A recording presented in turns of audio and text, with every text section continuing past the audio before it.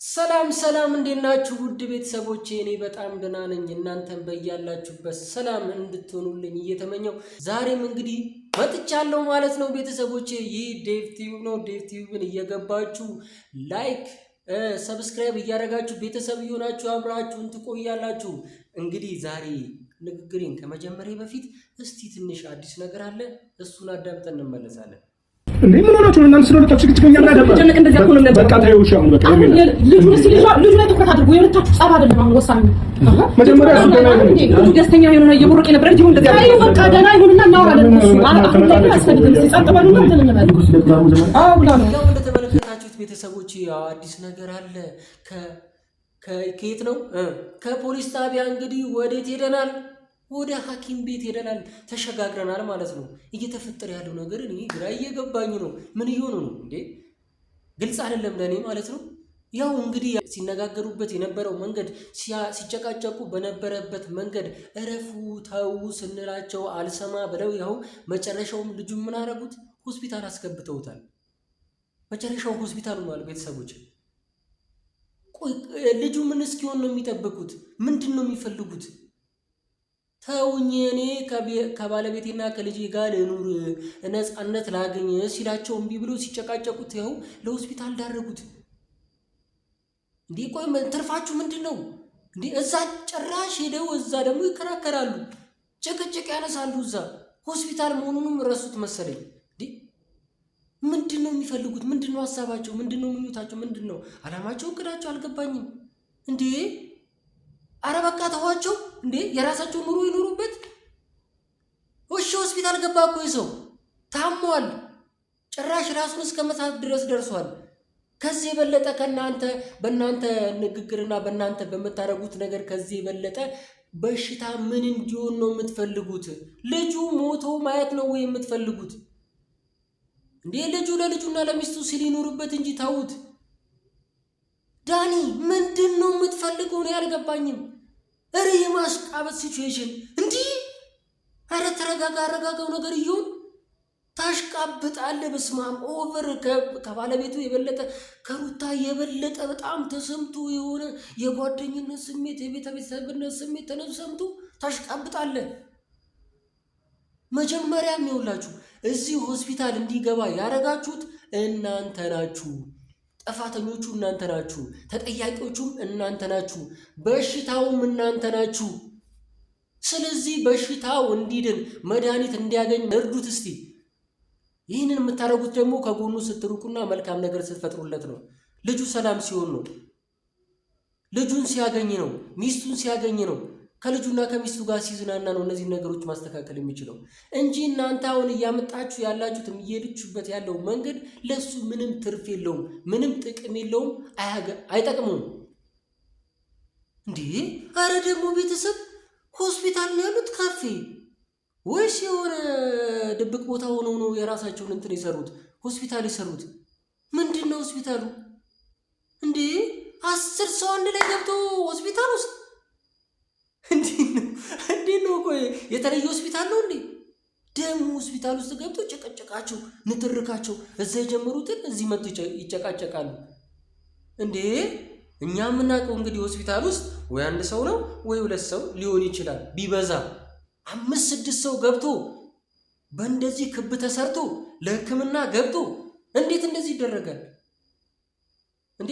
ሐካሚያስ ምንድን ነው የምትሰሪው? የምርን ያላቅም የሕክምና ሙያውን አላውቀውም።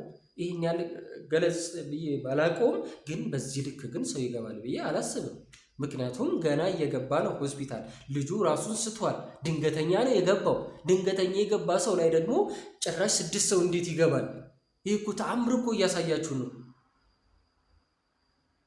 በዚሁ ልክ ደግሞ ዴቭ ኧረ ሞክሼተው በስመ አብ የሚገርም መሀል ሰፋሪ ይሆናል። የሚገርም ቤተሰቡን ልታረጋጋ እየሞከርክ ነው።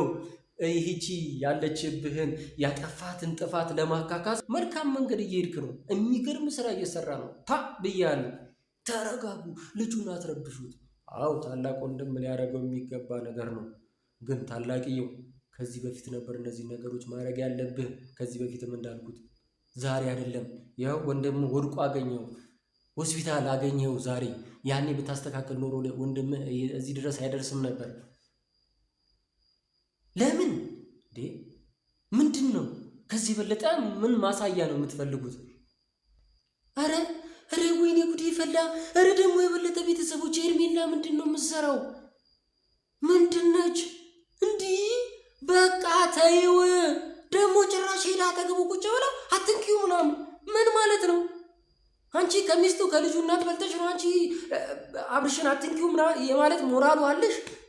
በአንቺ ምክንያት ነው እየታመመ ያለው፣ በአንቺ ምክንያት ነው እንዲህ ሆነው፣ በአንቺ ህይወት ነው ቅብር ጥሴ ምናምን። አንቺ እንዲሁም በአንቺ በዳኒ በቡዜና በዴቭ ምክንያት ነው አሁን አብርሽ እንዲህ እየሆነ ያለው። የምር ተረድታችሁት ሊዝናኑ በወጡበት መንገድ እንዲዝናኑ ፈቅዳችሁላቸው ቢሆን ኖሮ ዛሬ እንደዚህ አይሆንም ነበር። የበሽታው ምክንያት እናንተ ናችሁ። በሽታው እናንተ ናችሁ።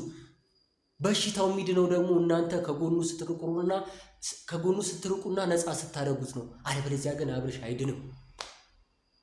ለምን እንዴት ይድናል ብላችሁ ታስባላችሁ እንዴ? የበሽታው መንስኤ እኮ እናንተ ናችሁ። በሽታው እናንተ ናችሁ። በሽታው እናንተ ሆናችሁ እንዴት ነው በሽታው ይድናል ብላችሁ የምታስቡት? በቃ የሕክምናው እኮ ውጤት ተገኝቷል። ውጤቱ እናንተ ናችሁ። ስትረስ አለብኝ፣ ጭንቀት አለብኝ በቃ አለ እኮ። ከዚህ የበለጠ ምንም አይደለም እኮ። የቤተሰብ ዳኒ ምንድን ነው በጣም የቤተሰብ ጉዳይ ተፈጥሮ ጭቅጭቅ ምናምን ትንሽ ተፈጥሮ ምናምን ቤተሰብ አንተ ቤተሰብ አይደለም። ቤተሰብ እንደዚህ ያደረገ ቤተሰብ የሚፈልገውን የቤተሰቡን ስሜት ይረዳና መልካም ነገር ይሰራል እንጂ ጭራሽ ቤተሰብ ውስጥ ገብቶ አበጣብጦ ሌላ ነገር አይፈጥርም። አሁን አንተ እየፈጠርከው ያለው ነገር እንደዚህ አይነት ነገር ነው። ይህ ደግሞ አይጠቅምህም። እስቲ ራቅ በልና እስቲ አብርሽ የሚስተካከልበትን መንገድ ሞክር።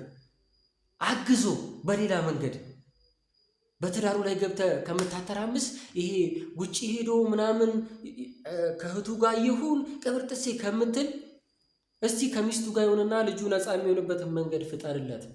በቃ ከነሱ ውስጥ ራቅ በልና እስቲ ሌላ ነገር ፍጠር። እስቲ የራስን ኑሮ ኑሮ። እንዴ አንተ የራስን ኑሮ የለህም እንዴ? በሱ ኑሮ ነው እንዴ የምትኖረው? እንዴ የሱ ኑሮ እኮ እኔ ልኑርልህ እያልከው እኮ ነው። በጣም እያሽቃበጥክ ነው ወበር። አረ ሴትም እንደዚህ አታሽቃብጥም እንዴ?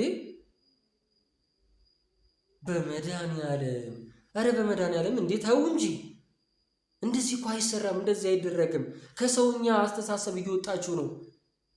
እባካችሁ ሄርሜላ፣ ዳኒ፣ ዴቭ እና ቡዜ እባካችሁ እራቋቸው። በቃ ነፃነታችሁን ስጧቸው። ጭራሽ ከፖሊስ ጣቢያ ሆስፒታል ድረስ መታችሁ ጭቅጭቅ ትፈጥራላችሁ። ሰላም ነበር እኮ። እንዲሁም ሩታ ተረጋግታ ነበረ ስታናግርሽ የነበረችው። በጣም ተረጋግታ ስታናግርሽ የነበረችው። አትንኪ ምናምን ብለሽ ስታመናጨቂያት እንዴ ባሏ እኮ ነው፣ የመንካት መብት አላት። አንቺ እንደውም መንካት የለብሽም እንዴ። ለምን እንዴ አንቺ ጭራሽ መተሽ ሰላም የነበሩትን ሰዎች በጥብጣሽ ጭራሽ የችግሩ መንስኤ ሆነሽ ችግር ፈጣሪዋ አንቺ ሆነሽ አንቺ ሩታን ዞር በይ አትንኪው ምናምን የማለት ስልጣኗ አለኝ ብለሽ ታስቢያለሽ? አንቺ ማን ስለሆንሽ? አንቺ ዛሬ እኮ ነው የመጣሽው። ዛሬ እኮ ነው አብርሽን ያገኘሽው። ሩታ እኮ ባሏ ነው፣ የልጇ አባት እኮ ነው። የልጇን አባት አትንኪው የማለት መብቱና ስልጣኑ አለሽ። የምን በጣም ደፋር ነሽ። አይን አወጣ። እንዲህ ስራሽ ምንድን ነው? አንቺ ሌላ ነገር ካለሽ ተናገሪ። የብር እንድንሰድብሽ ሌላ ቃል አውጥተን ለአንቺ ስም እንዳንሰጥሽ ከዚህ ሀሳብሽ ውጪና እስቲ ከነሱ ገሸሽ በይላቸው። አንቺ ነሽ የበጠበጥሽው። አብርሽ እኮ ነፃ ነበር፣ ደህና ነበረ። አንቺ ከመጣሽ በኋላ ነው የተበላሸው፣ የታመመው፣ ስትረስ ውስጥ የገባው ምናምን ቅብርጥ ሴት ያለሽ አንቺ ነሽ። ይኸው እንዴ ደህና እኮ ተረጋግተው እኮ እያወሩ ነበር እኮ ሌሎቹ እኮ። አንቺ መተሽ ነው ገብተሽ እኮ ትርምስ የፈጠርሽው፣ ልጁም ሰላሙን ያሳጣሽው። እንዴ በቃ ውጪላቸውና ከመስመራቸው እነሱ የራሳቸውን ኑሮ ይኑሩበት። እኛም እስቲ እንረጋጋ እንዴ። ስለ እነሱ መልካም ነገር እናስብስ። ሰው እኮ ጸሎት የሚያደርገው መልካም ነገር የሚፈጥረው እኮ እዛ ሆኖ በማባባስ ሳይሆን እኮ ራቅ ብሎም እኮ ብዙ ነገር መፍጠር ይቻላል። አንቺ የእነሱ ውስጥ እኮ ምንም ማድረግ አትችይም። እነሱን አፋተሽ አንቺ ማግባት አትችይም እንዴ። የቀድሞ ናቸው እነሱ፣ የቀደመ እንዴ የቀድሞ ፍቅረኛ፣ የቀድሞ ባለትዳሩ፣ የቀድሞ የልጁ አባት እኮ ነው። የልጁ አባት ነው። ስለዚህ አንቺ ምንም አትሰሪም፣ አትፈጥሪም እንዴ? በግድ ወሸማ ልሁን እንዴ? አይፈልግም። በቃ ተይው እንዴ። ነገርሽ እኮ ከልጄና ከሚስቴ ጋር መሆን እፈልጋለሁ፣ መዝናናት እፈልጋለሁ እያለ ነው አይደለ? ከዚህ የበለጠ ምንድን ነው የምትፈልጊው? አንቺ ገፍትሮ እንዲያስወጣሽ እንዲመታሽ ወይም እሱ በሚወስዳቸው እርምጃዎች አንቺ መልካም ሰው እንድትሆኚ አንቺ እሱን ክፉ ለማድረግ እየጣርሽ ነው። አሁንም እኮ ይኸውልሽ እያረግሻለሽ ነገር ማለት ነው ሩታን መጥፎ ሰው እንደሆነች እያረግሽ ነው እንጂ አብርሽንም እየረዳሽው አይደለም፣ ደህና ነገርም እየፈጠርሽ አይደለም። አንቺ ራስሽን ነፃ አድርገሽ በፊት የፈጠራችሁን ነገር ለማስተካከል አንቺ ሩታ ላይ ጫና እያረግሽ እሷ መጥፎ ነገር አርጋ አንቺ ላይ ተጽዕኖ አርጋ ወይም መታሽ ወይም ደግሞ የሆነ ህይወትሽ ላይ የሆነች ነገር ፈጥራ አንቺ መልካም ነገር እሷ መልካም ነገር እንዳትኖር እያረግሽ ያለሽው። ስለዚህ አያዋጣሽም፣ ደግሞ ማንም አያዳምጥሽም። ባሏ ነው። ባሏም ደግሞ ከልጄ ጋርና ከሚስቴ ጋር መዝናናት እፈልጋለሁ፣ እረፍት ማረፍ እፈልጋለሁ ብሏል። ስለዚህ እረፍት ያድርግበት። እናንተ ተውት፣ ከህይወታቸው ውጡላቸው፣ ሰላማቸውን ስጧቸው። በጣም እኔንም ስሜታዊ እያደረጋችሁ ነው። የምሬ ነው እንዴ! ይሄ ልክ አይደለም። በቃ መስመራችሁ ልክ አይደለም። ይቅርታ ቤተሰቦች፣ በእውነት ስሜታዊ ሆኜ ስለተናገርኩኝ እኔ ያው የተሰማኝን ነገር ተናግሬያለሁ። እንግዲህ ማስተካከል ከቻሉ ያስተካክላሉ። ከዚህ በኋላ የምሬን ነው የምላችሁ፣ መሳደብ ካለብኝ እሳደባለሁ፣ ሄጄም እንዲህ መጣላት ካለብኝ ይጣላሉ።